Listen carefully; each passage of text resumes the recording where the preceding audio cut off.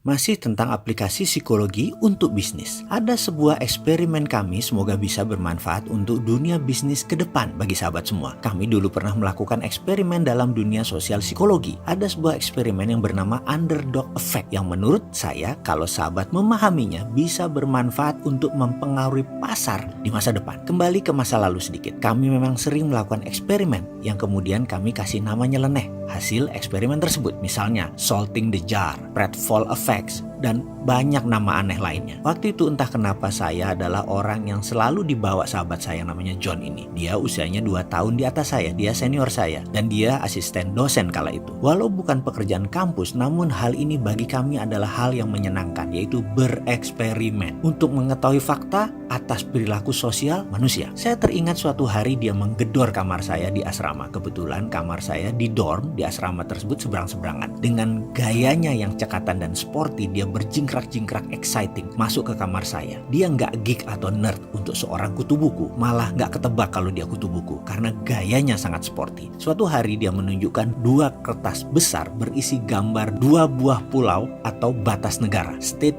border. 1 gambar negara besar atau pulau besar ditulis A dan gambar pulau kecil ditulis B pada gambar tersebut. Gambar tersebut diletakkan bersebelahan. Lalu dia bawa gambar satu lagi. Satu gambarnya hanya sekarang pulau yang besar ditulis B, pulau yang kecil ditulis A. Oke, dia berkata, "You bring this to student center dan bertanya kepada sebanyak mungkin orang yang lewat." Saya diperintahkan membawa salah satu gambar dibawa ke tempat mahasiswa yang banyak ngumpul, yaitu di student center dekat perpustakaan dan kantin. Then what? Saya sudah hafal sebenarnya dia mau apa, tapi saya butuh kali ini adalah penjelasan dia mau apa, sehingga saya tahu apa yang saya akan tanyakan kepada responden yang lewat. Dia hanya berkata, "Just tell everyone these 2 countries are going to war and you ask them which country according to their feeling will gonna win or which country that might win atau punya peluang menang." Saya tanya lagi, "That's about it?" "Yes," katanya. "Oke, gampang," kata saya dalam hati. Kalau hanya menanyakan kepada responden mana 2 negara tersebut kalau berperang antara negara A dan negara B, siapa menurut mereka yang akan menang.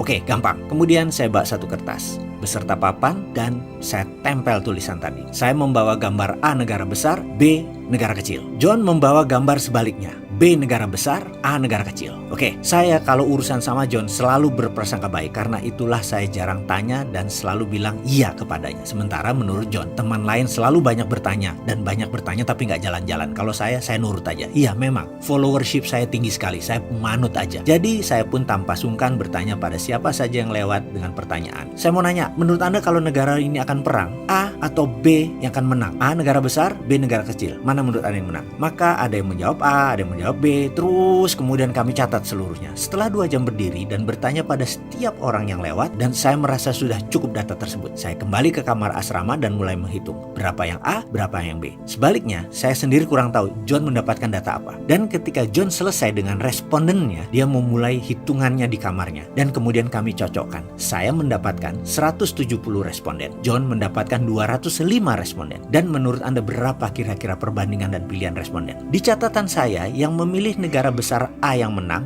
40, B yang kecil menang 130, alias kurang lebih 25% menang A, 75% menang B negara kecil. Dan di laporan John sama juga, ternyata 71% yang menang A negara yang kecil, 29 yang menang B negara besar. Perlu diingat, gambar John negara B adalah yang besar, negara A adalah negara yang kecil. Kebalikan. Kesimpulan, nama A dan B tidak pengaruh. Yang mereka lihat adalah ukuran gambar negara tersebut, dan 70% memenangkan negara yang ukurannya kecil. Inilah yang disebut underdog effect oleh si John. Manusia kebanyakan akan memilih yang kecil atau terlihat lemah. Manusia cenderung memilih yang underdog karena bisa atau merasakan seakan-akan mewakili diri mereka. Kaum lemah, kaum tertindas, dan mengalahkan yang lebih besar akan mendapatkan nilai kemenangan yang lebih seru, lebih semangat, dan berbagai alasan pemuas kejiwaan lainnya. Cobalah di posisi Anda netral dan ada sebuah pertandingan sepak bola, katakanlah Piala Dunia. Statistik menunjukkan bahwa pilihan Anda kemudian dalam hati akan jatuh kepada negara atau pemain yang underdog karena menaklukkan raksasa, membalikkan keadaan adalah hal yang nikmat. Sejarah David and Goliath sudah membuktikan bahwa dalam subsistem manusia sudah lama bahwa Daud akan menang. Jadi saya ingat perkataan John, seberapa sering sih seseorang membuka cerita dengan saya dulu orang susah sebelum sukses seperti sekarang. Cerita itu pasti memikat Anda.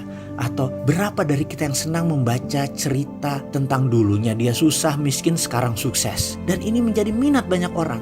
Anak singkongnya Khairul Tanjung, anak petaninya Soeharto, drop out schoolnya Steve Jobs, Apple, dan Bill Gates, nggak sekolahnya Richard Branson, dan lain sebagainya. Sangat memikat karena underdog effect. Lihatlah cerita sinetron, anak tukang sayur, pembantu, susah, jadi sukses. Cerita underdog ini menjadi teknik pemikat otak manusia. Secara sadar, cerita tersebut mengendalikan pikiran penonton. Bayangkan, cuma di sinetron supir bisa dijadiin gebetan. Di dunia nyata gebetan yang dijadiin supir. Tapi yang mengemari menonton acara ini ya banyak. Yang sopir dijadiin gebetan itu banyak fansnya. Baik sahabat, mudah-mudahan informasi singkat ini bisa sedikit memahami underdog effect. Dan saya yakin hal ini bisa membuat Anda tahu strategi jualan apa yang bakal laris ke depannya. Selamat mencoba.